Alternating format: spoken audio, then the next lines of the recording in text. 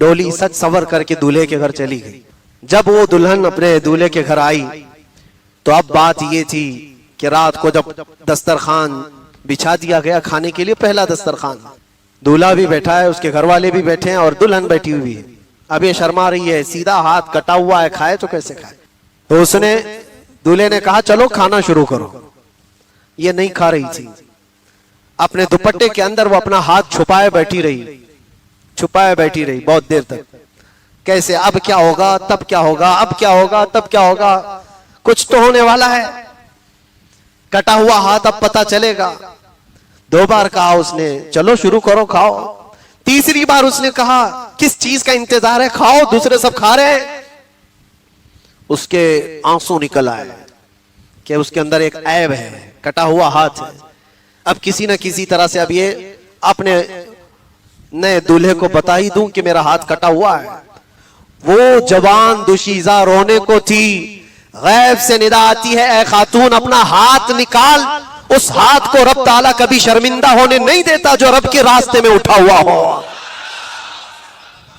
اس نے دوپٹے سے ہاتھ نکالا تو اس کا ہاتھ صحیح سلامت موجود تھا، ہاتھ سلامت موجود تھا.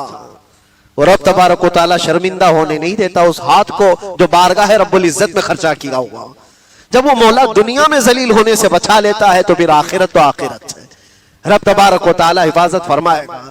اس لیے آج امت کو جن چیزوں کی ضرورت ہے اس کے لیے جو مال جمع کر کے رکھتے ہیں وہ بھی وہی سن لیں. قرآن کہتا ہے والذین یکنزون الذهب والفضة ولا ينفقونها في سبيل الله فبشرهم بعذاب علیم. اللہ فرماتا ہے جن لوگوں نے سونا اور چاندی کو خزانہ کر کر کے جمع کیا ہے، اے رسول ان کو دردناک عذاب کی بشارت دے دیں.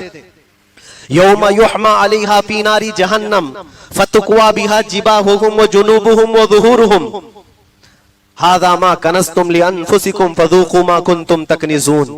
اللہ فرماتا ہے اس قیامت کے دن ان کی پیشانیوں کو آگ سے داغا جائے گا، ان کے بازوؤں کو اور ان کے پیچھے آگ سے داغا جائے گا اور ان سے کہا جائے گا کہ یہ سارا جو تم جمع کر کے رکھتے تھے چکھو، آج چکھو.